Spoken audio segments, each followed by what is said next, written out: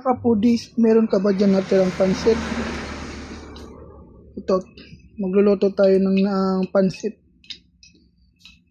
Ito, bigyan ko kayo ng idea kung paano magluto ng pansit. Promise, napakasarap nito. At ito mga kapudis ang ating recipe ngayon today sa pagluluto natin ng pansit bato.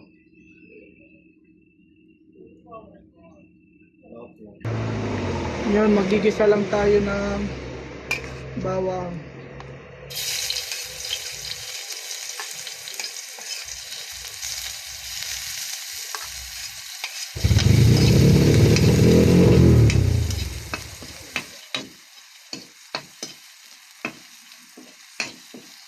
Lagay na natin ang sibuyas.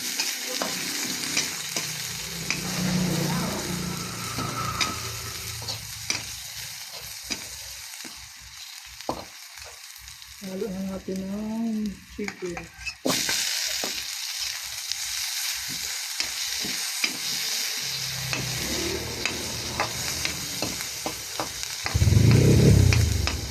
Lagay na natin ang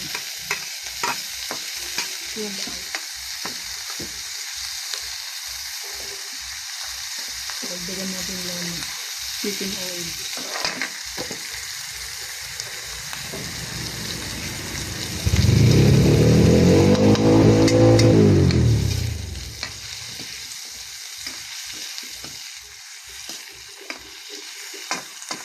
Ayan lang natin maluto mga kapudis yung chicken at kumain natin.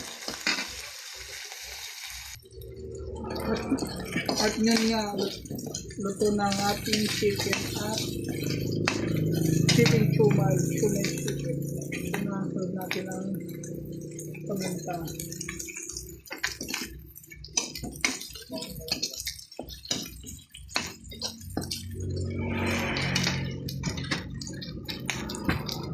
At sunod na natin ang toyo with oyster sauce. Dagdagan natin.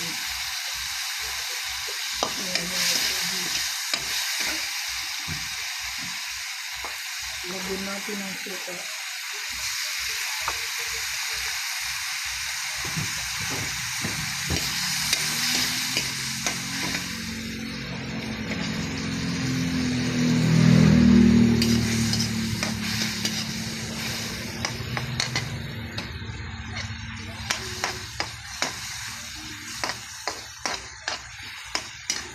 Sunod tubig.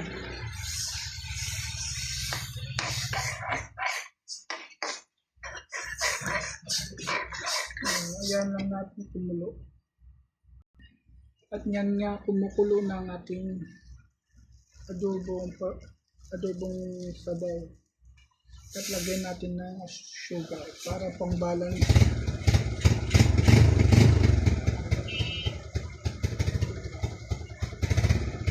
Papalaputin lang natin katulad sa adobo.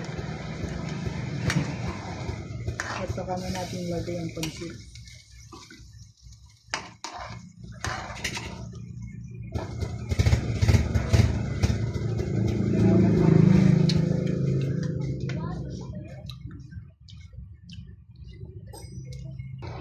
At mag-add tayo ng chili.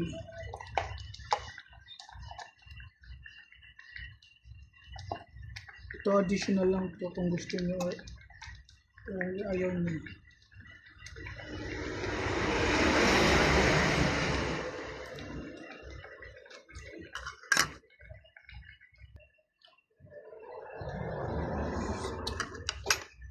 Okay na, ayos na. Adobong lasa.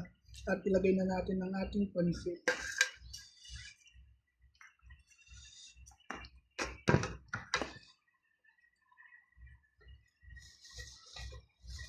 Kung kulang yung pansit niya, dagdagan niyo. Okay na yan. Hintayin na lang natin maluto. Kunting luto na lang. Maluluto ng ating pansit product. Ngayon kung makikita nyo mga kapudis, napakalapit ni mga kapudis. Kung makikita nyo yung sabaw niya, parang adobo siya mga kapudis. Kasi minadubo na natin muna yung chicken and shumai. Bago natin lutuin yung pansit. Para sarap mga kapudis. Kunti na lang maluluto na. Okay na mga kapudis, luto na ang ating pansit adobo.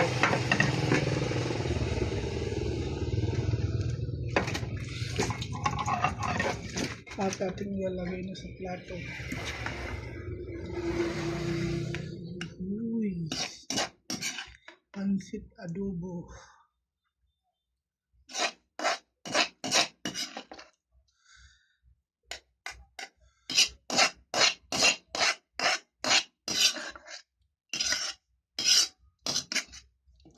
Okay, ready to serve na mga kapudis. Ready to eat.